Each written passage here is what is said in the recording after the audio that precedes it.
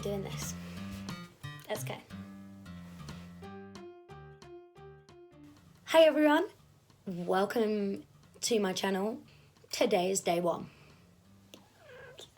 Right, so I don't really know what to call this. I don't know whether it's going to be like lockdown diaries, so cliche, or just like a series of day in the life, because I know I'm not going to be able to like do this every day. A little bit about me. So I am 21 years old.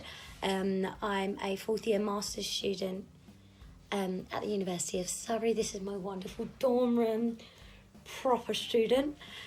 And I study maths. I have a disability. It's called fibromyalgia, and it affects my wrist capability and my mobility, as well as just general widespread pain. And I'm also a bit of an eco freak. I'm trying to basically become a better person to the environment. I like nature. Cool. Yeah, I'm quite creative, and first out, when you study maths, you think like head in the books all the time, blah, blah, blah. That is not me, like, at all. I love theatre, I love music, I love reading. I'm currently the president of our theatre society, and I'm doing really exciting stuff like that with that. I play guitar and drums. I really love a bit of Spanish guitar. My current read, I'm trying to get through The Lord of the Rings. I've read The Hobbit, but the problem is my reading time is my bedtime. And recently, I've literally just conked out. Like, I tried to read a chapter yesterday. So I've just started this because I've just finished The Hobbit. I got 4 pages. Yeah, not my... But I love the movies and I love books, so why not read them? I got into reading when I was younger, always have been, and it's always been kind of like mystery type things. When I was in school, when I was really, really young, I always read those like fairy books. And there was like Lucy the Diamond Fairy. I think that was me, or Lucy the Sky Fairy. I don't know. I have read the Dan Brown series. Bloody love him. Bloody love Robert Langdon. Like, genuinely, I'm waiting for the next one to come, speaking it into existence. And then once I finished those, I've been trudging my way through the Jack Reacher series, which again is so many books. I think I'm maybe at like book 11 now. Over the first lockdown, I literally got through like 5 or 6. And I went to go buy another one. I was like, no, I'm going to pause, do some Lord of the Rings, and then I'll go back into it, because that's just never ending. And they're so good, though. So good. I love Jack Reacher. From a musical family. My parents met through music. My dad is a drummer and percussionist for like a lot of musicals and bands and stuff. My sister's a jazz performer. I do none of that. I just like playing. When I did get diagnosed with fibromyalgia, it did affect my wrist capabilities, which means that I couldn't continue it at the standard that I was. So I did kind of put a stop to my grades, like learning grades in guitar and drums, but I still play. Yeah. In my family, we love going to the West End. We love going to see musicals. Been in my own fair share of pantomimes. I do love being a munchkin. And as well as doing like drama and theatre at school, I devised a lot of pieces. I directed a lot of drama society, drama club things when I was in senior school. Had a bit of a little bit of a break over sixth form. Came back to uni and was like, let's do this. And now I'm the president. We put on shows, we create things. I run performances. I do run performances. I run sessions and workshops on various pieces of theatre. And it's just so much fun. And then there's the maths. I'm not going to bore you with all that, but I'm doing my final year master's project on the modelling of non-linear ODE, so I'm modelling a circuit that's containing a saturating hysteresis non-linear inductor. Yeah. I'm disabled. I have an invisible disability, meaning that you look at me and your first thought is not, she's disabled. And I can't fault anyone for that because, you can't see it. But everyone just needs to be a little bit more caring. Sometimes I have a stick with me. I hate my walking stick, but God, it's a lifesaver. Especially living on a campus like Surrey, which is hills and hills and hills. And of course I live at the very bottom of one. I do need to use my stick regularly, but I'm surrounded by the most incredible support system of friends and family and everybody. I literally I don't let it get to me anymore. I did back then. There is a whole journey to talk about, but I'm in a good place. I'm not getting worse, but I'm also not getting better. Over the years, my mobility has deteriorated slightly. I've only recently, about a year ago, got the stick, but it means that I can still live my life to the best that I want to, as opposed to trying to pretend that I was still the person I was before, in terms of what I was physically capable of. I can still do so much, and there is so much support out there for those who need it.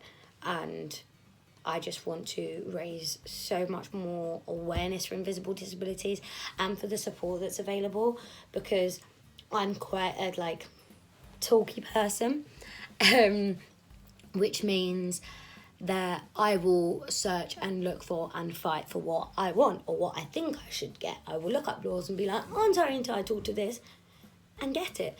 No, it's not that easy. It's not that easy. I wish it was, but it's not. I also suffer quite a lot with mental health issues. I'm kind of ongoing. I do take medication, ongoing counselling, physiotherapy, and again, nothing's perfect. Life isn't perfect, but it's something that I'm working on. And like I said, I'm in a really good place at the moment. And obviously university takes such a big toll on everybody's mental health. And I guess it's just this whole, you're not alone. We are all in this together. And even I needed to be told this over the past few weeks. And let alone that, we're in a pandemic. We're in lockdown. Yeah. Sustainability. So since for as long as I can remember, my favourite colour is green. Always has been, always will be. And now I have an obsession with being green. So sustainability isn't easy, especially when we live in a country where everything comes in plastic. The larger companies and businesses revolve around plastic and fossil fuels and everything like that, sweatshops. But I try and make the changes where I can. These started off small by creating less waste and reusing what I had. If I had clothes and and if I needed more stuff, looking to other options than just ordering online. Because you never think that you order online, you're then putting that thing to be made, which is probably made nowhere near. And then there's all the packaging, which is pretty visual because you come and you see how much you're having to throw away. But then there's also all the transport and the costs and everything and that. There's the labour, which you don't know how ethical that is and stuff. So I really just started to think about what I was doing and just making more conscious decisions. I then investigated more companies and found out about sustainable beauty and healthcare and just general living. And now I'm obsessed. I'm not saying I'm perfect. It's so difficult to be 100% zero waste and sustainable in this day and age. It is. I have an iPhone, I have a laptop, I have a tablet, I have all these things, but I'm trying to make my difference where I can. Little things, like choosing aluminium, your reusable cutlery, reusable cups, keep cups, water bottles, Chili's bottles, all these wonderful things. And I'm going to go into so much more. Let's just talk about what led to this, to now. Today is the first day of lockdown. And in reality, to my lifestyle, it really does not change much. Universities are still functioning. Most of our catering outlets are still open and working, so I can go grab a coffee if I want. Study spaces are still available. The only thing is like the social aspect of things, and the mixing is what's been reduced, mixing with households. I do also get support from my boyfriend, which means I can still see him to get help with my laundry, washing, cleaning, shopping, cooking if I need it, making my bed. Yeah. So my life personally has really not changed. However, there is a silver lining to this lockdown, because over the past few weeks at university, I have had a complete block with my studies. I've done nothing, and that's not me. This is my 4th and final year. I clearly like what I'm doing. I love what I'm doing. I love studying maths. I love being at university. But it just stopped happening. And it took me a while to realise that. The first 2 weeks of university, I was suffering and dealing with the loss of one of my professors, who was supposed to be my supervisor for my project.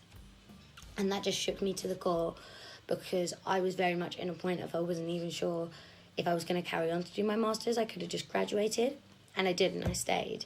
And then it was almost as if that reasoning was taken away from me. But I then was given a new supervisor who was absolutely incredible.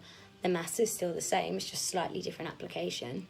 And I kind of started to get engrossed into that a bit, and doing a bit of research and learning how to code and write, and not things that I'm used to. Then the 4th week came along and I still wasn't studying. And life was normal. And I didn't know why. I was trying to keep fit, as I usually do. I was eating well, sleeping well, but I wasn't studying. I reached out and I got support, which is something that I wish everyone would do. I know it's so much easier said than done, but I done it, and I'm so happy that I've done it. I have, over the last few months, built a relationship with my family and my parents that I was able to talk to them about it, and they were able to communicate to me the importance of talking to my supervisor and personal tutor. From then, I had meetings with disability and learning support services, and that's why today is day 1. It is day 1 of Lucy coming back to life. It's day 1 of me getting back on track and doing what I want to do, what I'm meant to do. And that does mean that day 1 is a rest day. I spent the day relaxing because I could not wake up this morning, and I was like, this is not right. So I listened to my body and was like, okay, clearly I'm not ready to go full blown today. So let's do my normal day. I had to go to the farmer's market. I had counselling. I had to run some errands for self-isolation buddies to support those who can't leave their house at the moment due to restrictions. And then I came home. I made some lunch. I made some nachos. Had a sausage roll. Watched some Netflix. Caught up with the fam. Tonight is quiz night, and I'll be doing that, and it's good. And I know that tomorrow it might not be the most productive day. I might not get everything that's on this massive daunting list of mine from the past 6 weeks. But the point is that today is day 1, and this is the start, and this would not be happening with all the incredible supportive people around me. And I really want to share this journey of me, my sustainability, my disability, and my life. Thank you so much for watching this video. Please take a look at my Instagram account where I've been trying to share my ideas and stuff.